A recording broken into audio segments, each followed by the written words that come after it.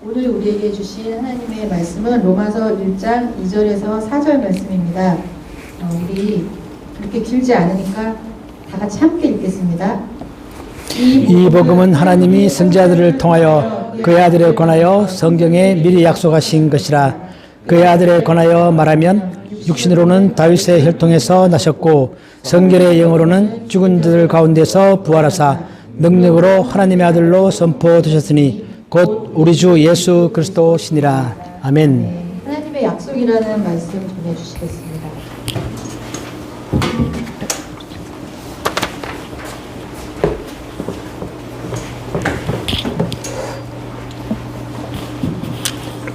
안녕하세요. 우리 방금 불렀던 그런 찬양 부르고 있으면 어느 구절에서 여러분들이 가슴이 가장 찡하세요? 가사가 다 좋지만 특히 그 중에서도 어떤 부분이 되면 자기 가슴이 찡한 부분들이 있죠. 어떤 부분들이 찡하세요? 저는 그 찬양을 부를 때마다 제일 찡한 부분은 너의 작은 신음에도 응답한다, 그 부분입니다. 그 작은 신음이라는 게 남들은 잘 못 듣는 신음이죠. 나만 알고 있는, 우리 마음 가운데 있는, 아무도 몰라주는, 누구나 다 가지고 있는 작은 신음들이 있는데 하나님은 그 작은 신음을 귀로서 들으신다. 인자한 귀로서 항상 하나님께서 사랑의 눈으로 여러분들을 바라보고 있는 거고 항상 인자한 귀로서 여러분들의 작은 신음을 듣고 있는 그런 분이 바로 우리의 하나님이시죠. 내가 살면서 아무도 내 작은 신음을 몰라주고 남들이 볼 때는 멀쩡하죠. 멀쩡하지만 자기 마음 깊은 곳에서 작은 신음을 가지고 있는데 그 작은 신음을 들으시는 하나님의 인자한 귀. 저는 그 부분이 이 찬양 부를 때마다 엄청 가슴이 찡합니다. 나도 모르는 나의 작은 신음이 있다는 거죠. 제가 생각해 보거든요. 나의 작은 신음이 뭐지? 잘 모르겠습니다. 근데 뭔가 있는 거죠. 네, 그걸 듣고 계십니다. 자, 오늘 본문의 말씀이 하나님의 약속인데요. 자, 우리가 여호와 하나님 그렇게 부를 때 여호와라는 단어의 의미는 뭔가 말씀을 하시고 그 말씀을 지키시는 분, 그런 의미를 갖고 있습니다. 언약의 하나님. 그래서 하나님은 본질적으로 약속을 하시는 분이시고 또 그 약속을 반드시 지키시는 분이 바로 우리의 하나님이시다. 여러분 약속 잘 지키세요? 여러분들은? 여러분 주변 사람들이 여러분들에 대한 평가는 어떻습니까? 아, 저 사람은 약속은 참 잘 지키는 사람이야. 물론 우리가 사람이니까 100% 다 잘 지키지 못하는 경우가 있겠죠. 불가피하게. 그렇지만 기본적으로 어떤 사람을 떠올리면 아, 그 사람은 약속을 잘 지키는 사람이다. 그런 인상을 주는 사람이 되어야 합니다. 특히 크리스찬들은. 우리나라에 있는 모든 크리스찬들이 일반 우리 백성들이 생각할 때 와, 크리스찬들은 정말 약속을 잘 지켜. 이렇게 되면 그 진짜 최고죠. 진짜 그게 중요합니다. 그런데 크리스찬들은 하나님의 복을 잘 빌기는 하지만 약속은 잘 안 지켜. 이렇게 되면 안 되겠죠. 우리 약속은 정말 잘 지키는 그런 사람이 되었으면 좋겠습니다. 오늘 제목이 하나님의 약속이죠. 하나님은 우리들에게 많은 약속을 하셨습니다. 그 약속이 무엇인가를 한번 생각해 보기도 하고 오늘 이 본문 가운데서 어떤 것들을 말씀하고 계시나 한번 들어보겠습니다. 자, 우리 지금 바울이 처음에 편지를 보내면서 로마에 있는 교회에 편지를 보내면서 나는 복음을 위하여 택정함을 받았다 그렇게 말했거든요. 그렇다고 해서 우리가 바울만 택정함 받은 것은 아닙니다. 우리 모두가 다 택정함을 다 받은 거죠. 복음을 위해서. 밑에 두 번째 박스에 보시는 것처럼 예수님께서 승천하시면서 쟤를 다 불러 모아서 너희 모두에게 자기의 복음을 전하도록 그렇게 말씀하셨고 그렇기 때문에 제자들, 그 자리에 모인 사람들 12명만이 아니라 그때 꽤 많이 모였거든요. 그 많이 모인 모든 사람들이 다 복음을 위하여 택정함을 받은 겁니다. 여러분들도 복음을 위하여 택정함을 받았습니다. 그죠? 내가 복음을 믿고 또 전하기도 하고 내 삶 가운데 복음의 삶을 살기도 하고 그렇게 나도 택정함을 받은 거죠. 바울이 여기서 내가 복음을 위하여 택정함을 받았다라고 딱 쓰는 이유는 뭐냐면 자기 삶의 목표가 그거라는 겁니다.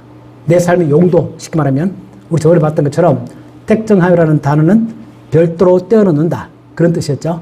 하나님께서는 바울을 이방인들에게 전도하기 목적으로 별도의 용도로 떼어놓으셨다. 그런 것처럼 바울은 나는 그걸 위하여 살아간다. 자기 삶의 목표를 말하는 거죠. 그렇기 때문에 바울만이 택정을 받은 게 아니라 우리 모두가 다 택정을 받았고 우리 역시 우리들의 삶에 있어서 내 삶의 목표는 뭐다?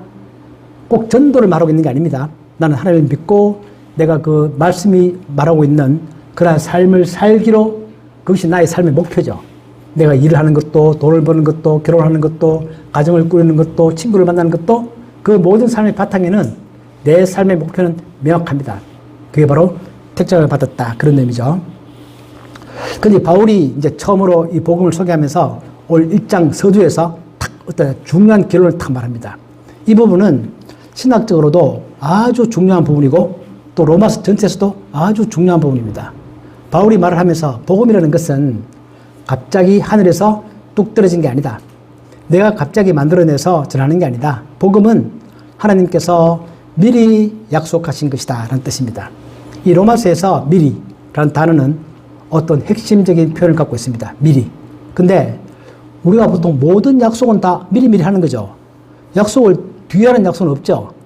모든 약속은 다 미리미리 하는 건데 바울이 왜 여기서 미리 한다는 것을 강조할까? 그것은 하나님께서 약속을 하셨는데 그 약속 그 자체도 최근에 갑자기 우리 내일 점심 먹자 이렇게 한 약속이 아니라 아주 오래전부터 몇천 년에 거쳐서 정말 오래전부터 했던 약속이다. 그걸 강조하고 있습니다. 하나님께서는 이 복음을 아주 옛날부터 강조해 왔다는 뜻입니다.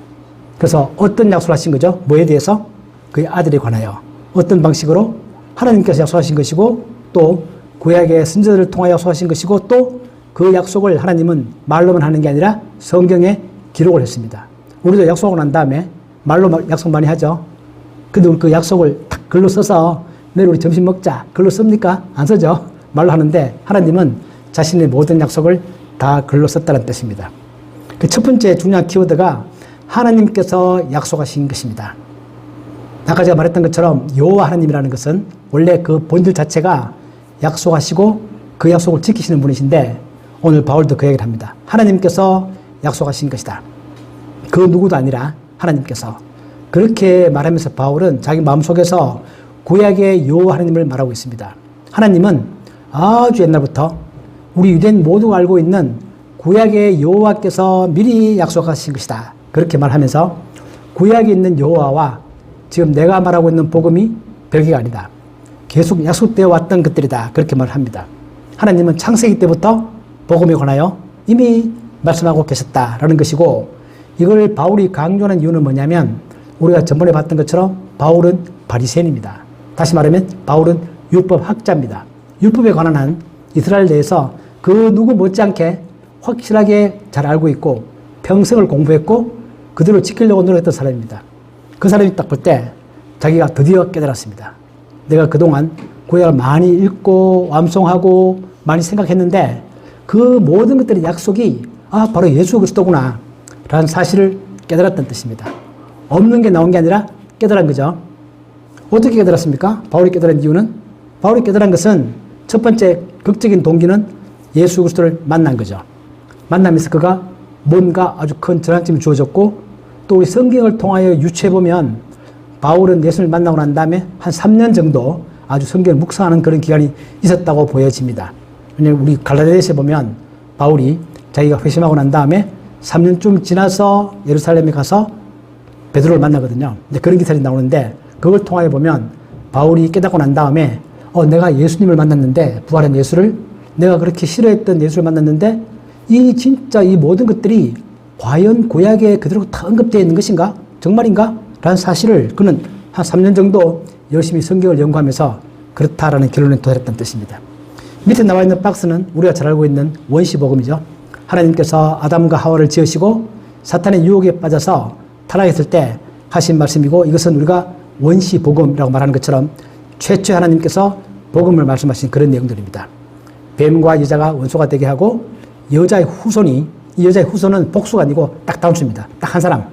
여자의 후손 딱 한 사람 그 누군가가 뱀의 머리를 상하게 할 것이다. 이런 구원에 관한 약속을 하신 게 바로 하나님께서 약속하신 그런 내용들이다 라는 뜻입니다. 그리고 이러한 약속은 하나님께서 선지자를 통하여 계속 반복해 왔습니다. 우리가 있는 선지자 모세, 다윗, 이사야 이런 모든 선지자들의 메시지가 굉장히 많지만 그 메시지를 딱 정리하면 그 모든 것들은 전부 다 뭐다? 예수 그리스도 메시아에 관한 복음이다. 그런 것들이 명확하다는 뜻입니다. 우리가 알고 있는 것처럼 밑에 첫 번째 박스에 보시면 예수님이 그렇게 말씀하십니다. 너희들이 모세라면 너희 민족이 영웅이고 너희가 정말 존경하는 사람이지. 그 너희들이 모세를 믿는다면 당연히 나에 관하여 믿어야 한다. 왜냐하면 모세가 내게 대하여 증거했기 때문이다. 나에 대한 이야기를 많이 했고 그 모든 걸 기록한 게 모세 오경이다. 창세기, 출애굽기, 레위기, 민수기, 신명기 그 아주 긴 책들의 핵심은 메시아를 통한 하나님의 구원이 그 핵심인데 그런 모세를 잘 믿는다면 당연히 나를 믿어야 되지 않겠는가. 그렇게 말하고 두 번째 박스에 보시는 것처럼 이사야도 똑같은 얘기를 하는 거죠. 구원에 관한 얘기를 하면서 한 아기가 우리에게 난다. 한 아기를 우리에게 주신 바 된다. 그 아기의 이름은 뭐냐? 셋째 줄에 보시면 전능하신 하나님이다. 그 아기가 그냥 사람이 아니라 그는 전능하신 하나님이다. 그렇게 말하면서 이사야도 그렇게 기록했다는 뜻입니다. 하나님은 자신이 말씀하셨고 그 다음에는 자신이 보낸 모든 선지자들을 통하여 계속 말씀해 왔던 것. 이게 계속 미리미리 약속하는 것입니다. 우리로 치면은 한 100년 뒤에 내가 너랑 밥을 먹겠다 하면 약속하고 난 다음에 계속 삶을 보내서 나 꼭 너랑 밥 먹는다, 꼭 밥 먹는다, 꼭 밥 먹는다 이렇게 말씀하는 똑같은 뜻입니다. 그렇게 하시면서 그 다음에 보면 성경에 하는 이걸 모든 걸 다 기록하는 거죠. 말로만 하는 게 절대 아니다. 예수님께서도 박스에 보시면 너희가 성경에서 영성을 얻는 줄 생각하고 성경을 연구하거니와 이 성경이 곧 누구에 대하여 적용하는 것이다? 내게 대하여. 선지자들이 했던 말의 핵심, 성경 모든 메시지의 핵심, 그것이 바로 복음, 즉 예수 그리스도를 통한 구원이라는 뜻입니다. 그래서 이 모든 약속의 핵심은 아들에 관한 것인데 우리가 예수님께서 우리를 구원하시고 우리가 예수를 믿어서 구원을 받는 뜻은 무슨 뜻이죠? 그것은 두 개의 키워드로 말할 수 있습니다. 구원과 소유. 하나님은 우리를 구원하시는데 구원한다는 얘기는 우리의 모든 죄를 씻는다 그 뜻이죠. 물로 마침 우리 몸을 씻는 것처럼 하나님은 예수 그리스도의 피로서 우리의 모든 죄를 씻어서 우리를 깨끗하게 만드시고 그 다음에는 하나님의 것으로 만드십니다. 하나님의 것으로. 밑에 첫 번째 박스도 보시면 바울도 로마 교인들에게 그렇게 말하죠. 너희도 그들 중에서 예수 그리스도의 것으로 부르심을 받은 자다. 우리는 구원받았는데 그 구원 여러분들 하나님께서 예수 그리스도의 것으로 부르심을 받는다. 그렇게 표현합니다. 우리가 보통 살면서 너는 나의 것이야. 이렇게 말하는 경우가 언제 있죠? 나는 당신 거 할래. 당신은 내 거 해. 이건 우리가 프로포즈 할 때 하는 그런 얘기죠. 세상에 딱 부부간에만 할 수 있는 그런 얘기죠. 자식을 보고도 우리는 너는 내 거야. 그렇게 말 안 합니다. 자식은 내 게 아니죠. 자식은 별개의 인격체고 그러나 배우자는 자기의 연인은 너는 나의 것이야. 나는 너의 것이고 그게 정말 연합관계, 사랑의 관계를 보여주는 그런 표현입니다. 우리는 예수 그리스도의 것이죠. 그래서 우리가 성경에 보는 것처럼 예수는 우리의 배우자 남편이시고 교회는 그의 신부이고 그렇게 말하는 모든 이유는 바로 우리가 예수 그리스도의 것이다. 하나님도 그렇게 말씀하십니다. 베드로가 말하기를 두 번째 박스 보시면 너희는 택하신 족속이고 왕같은 제사장들이고 거룩한 나라고 그의 소유가 된 백성이다. 하나님의 것입니다. 여러분들은 하나님의 것이세요.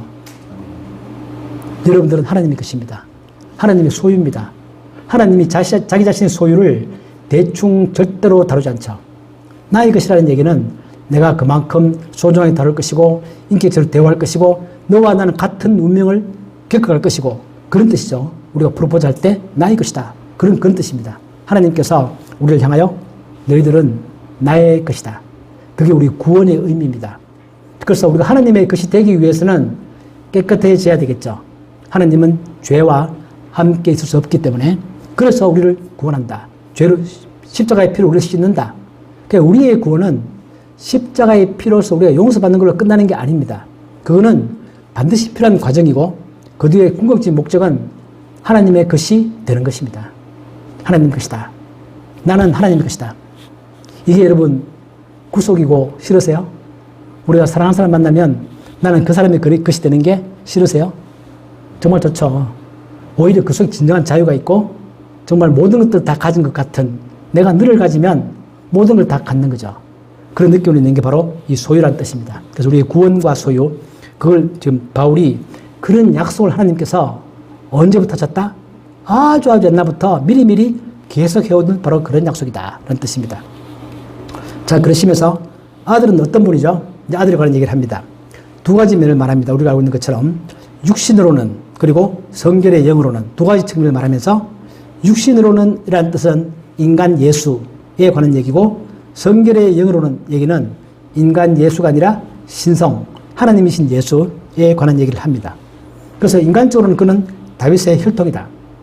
그리고 이 다윗의 혈통이라는 것은 밑에 박스에 보시는 것처럼 하나님께서 다윗에게 약속할 때 사무엘하 7장에서 내가 너의 몸에서 날 내 씨를 내 뒤에 세워 그의 나라를 견고하게 하리라. 그는 내 이름을 위하여 집을 건축할 것이요 나는 그의 나라 왕위를 영원히 견고하게 하리라. 이런 구약의 예언들은요 두 가지 의미를 동시에 갖습니다.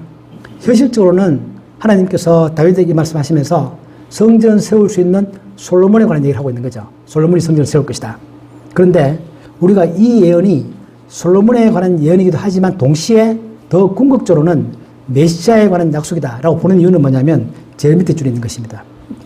그의 나라를 영원히 견고하게 한다. 하나님이 약속하셨는데 실제로 솔로몬의 왕위는 견고하게 간 게 아니라 400년 뒤에 다 무너졌습니다. 그러면 하나님의 약속은 어떻게 된 거지? 라고 사람들이 생각합니다. 분명히 이스라엘 왕족들은 다윗 후손들은 이 구절을 보면서 하나님이 우리나라를 영원히 견고하게 한다며 근데 왜 우리나라가 왜 망하는 거야? 이런 의문을 갖습니다. 그죠?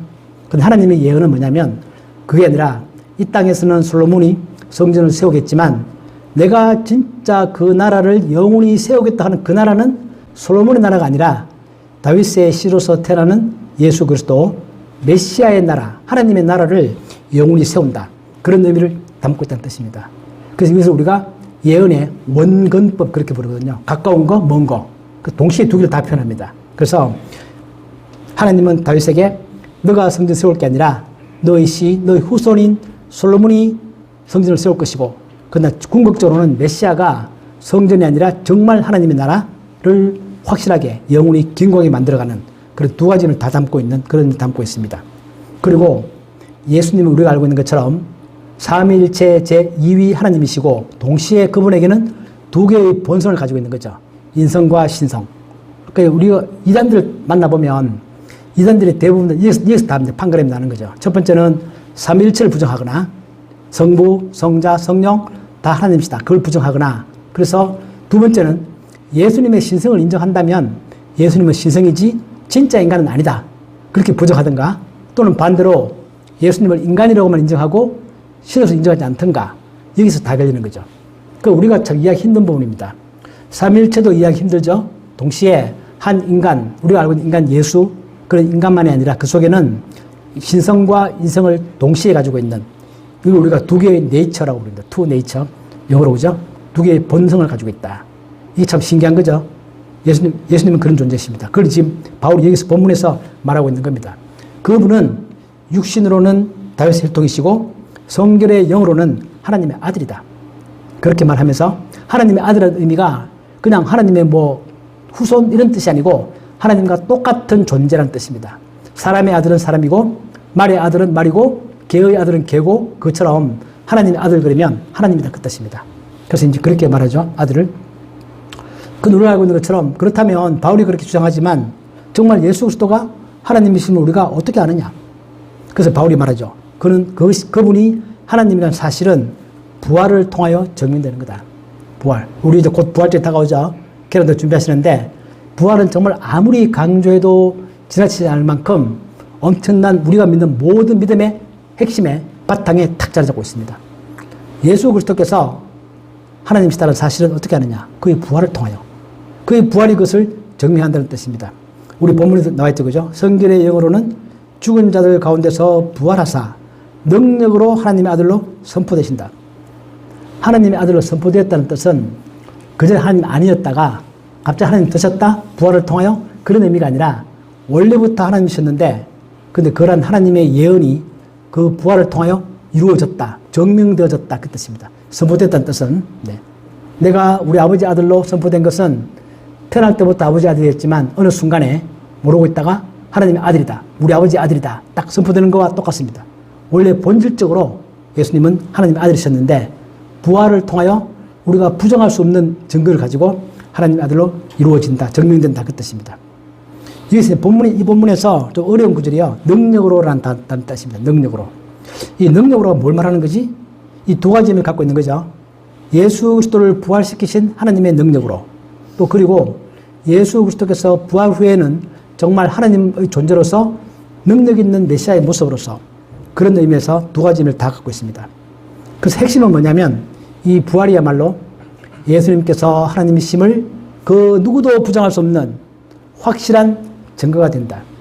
예수님께서 3년 동안 이 땅에서 많은 기적을 베푸셨지만 그 모든 기적보다도 더 큰 누구도 부정할 수 없는 과연 예수님의 부활을 부정한다면 모든 기독교의 모든 것들은 다 무너지는 것이고 바울이 말했던 것처럼 여러분이 믿는 모든 게 다 헛것입니다. 그죠? 딱 부활 하나에 모든 게 다 걸리는 거죠. 그래서 예수의 부활을 사람들이 많이 부정해보고 싶어 했고 많이 부정하려고 시도했죠. 그런데 그 부활은 절대로 무너지지 않는다. 왜냐하면 사실이니까. 하나님께서 그렇게 하신 것이니까 그런 의미입니다. 자, 이 부활은 아시겠지만 오늘 본문에서는 예수 그리스도의 신성이고 그걸 증명하고 있는 거고 두 번째는 우리 죄의 완벽한 용서이고 요즘 부활절에요. 어디 시내 나가보시면 교회 근처에 주일날 하나님의 교회 사람들이 전도를 많이 해요. 저도 지난주에 우리를 만났는데 이제 부활절 곧 다가오지 않습니까? 그래서 이제 딱 서 있다가 지나가면 혹시 6월절 들어보셨습니까? 그렇게 말하면서 좀 말 걸더라고요. 그 제가 지나가면 말 잘 안 걸어요. 눈치만 보고 있다가 제가 이제 눈길을 주면 찬스다 싶으면 말 딱 걸거든요. 저는 이제 말 걸어라 그런 의미로 눈길을 딱 주는데 그럼 6월절 아십니까? 딱 그렇게 시작하는 거죠. 그럼 저는 이제 그게 뭔데요? 그러면서 물어보면은 이야기 한번 해보세요. 그러면 그분들이 말은 이겁니다. 요즘 교회들이 6월절을 지키지 않는다. 딱 그렇게 시작해요. 그 제가 부활절 지키잖아요. 딱 그러면 6월절과 부활절은 다르죠. 딱 그러면서 6월절은 토요일이고 금요일이고 부활절은 일요일인데 요즘 교회들이 6월절을 무시하고 부활절만 지킨대. 성경에는 6월절을 지키라고 하나님 말씀하셨는데 왜 안 지켰는지 그렇게 시작한단 말이죠. 그럼 제가 그러죠. 근데 그거는 아니다. 6월절이 결국은 부활절의 의미가 바뀐 게 아니냐. 그리고 6월절은 예수님 돌아가신 날이고 이틀 뒤에 만 3일 만에 부활하셨는데 그 부활절이 더 큰 의미를 갖는 거 아니냐. 그럼 저보고 6월절 좀 안 해요. 그래서 6월절 연구 많이 했죠. 딱 그러죠. 많이 했다고 그러고 그러면서 이제 제 결론은 뭐냐면 6월절을 지키는 게 중요한 게 아니고 왜냐면 6월절은 죽음을 의미하는 거잖아요. 죽음을 끊어보면 안 되는 거죠. 죽었다 다시 부활해야 그 죽음이 진짜 의미가 있는 거다. 자, 그렇게 이제 제가 막 설명을 하고 결론적으로 말하죠. 빨리 거기서 나오세요. 딱 그러고 이제 그런 사람들이 이제 시굽고 더 이상 말을 안 해요. 그 이제 저는 그러는데 아무튼 이 부활은 진짜 우리 죄의 완벽한 용서를 말하죠. 예수님 십자가의 죽음이 우리 죄를 씻었지만 부활하지 않고 계시다면 우리 죄는 지금도 씻기고 있는 중입니다.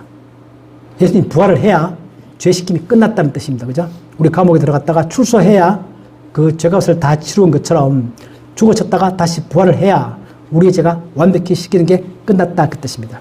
또 그리고 우리가 알고 있는 것처럼 우리 몸의 부활도 보장하는 것이고 또 그리고 마지막으로 우리가 믿는 모든 우리의 믿음이 다 참된 것임을 증명하는 거죠.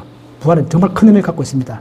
우리 몸의 부활, 우리 죄의 씻음, 또 우리가 믿는 모든 것들이 참된 것, 예수 그리스도의 신성, 이 모든 것들을 증명하는 핵심 키워드가 바로 예수님의 부활이다 그 뜻입니다. 자, 이게 이제 우리의 본문 내용들이죠.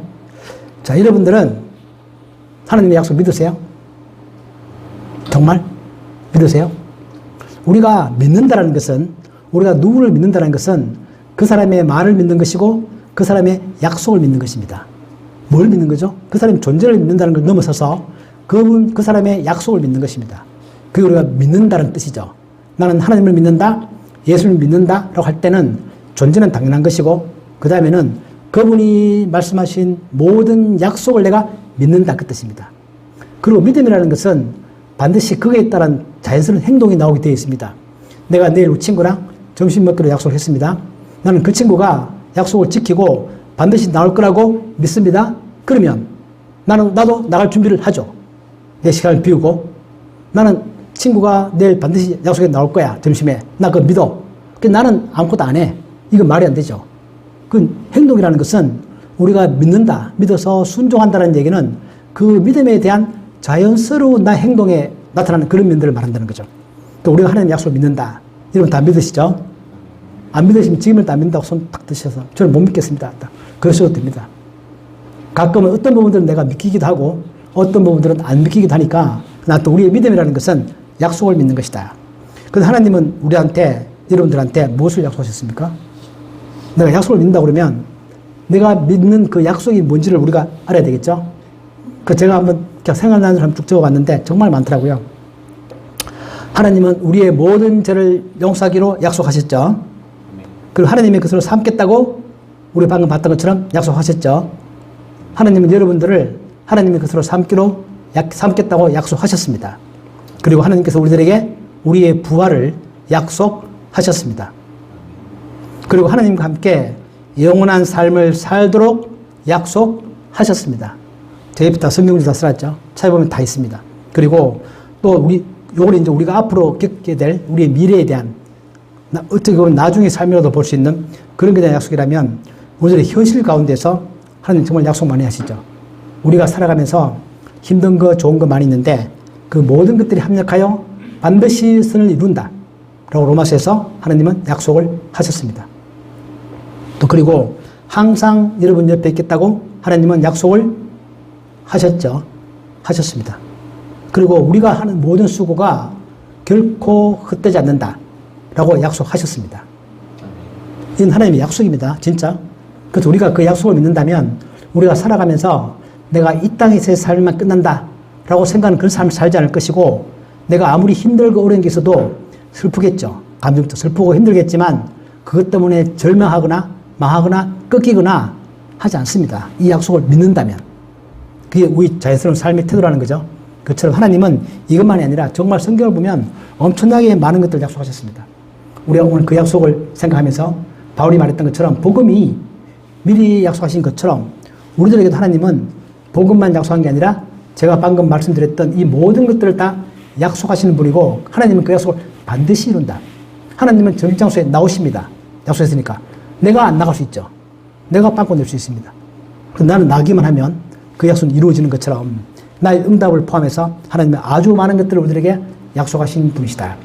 그런 뜻 생각하시면서 오늘 우리 오후에도 매 순간마다 우리 아까 찬양 불렀던 것처럼 항상 사랑의 눈으로 여러분들을 바라보시고, 하나님은 인자한 귀로서 여러분들이 아무도 모르는 작은 신음을 듣고 계시는 그런 하나님을 항상 내 옆에 있다는 것을 기억하면서 살아가는 그런 복된 오후의 시간 되기를 주님 이름으로 축복합니다.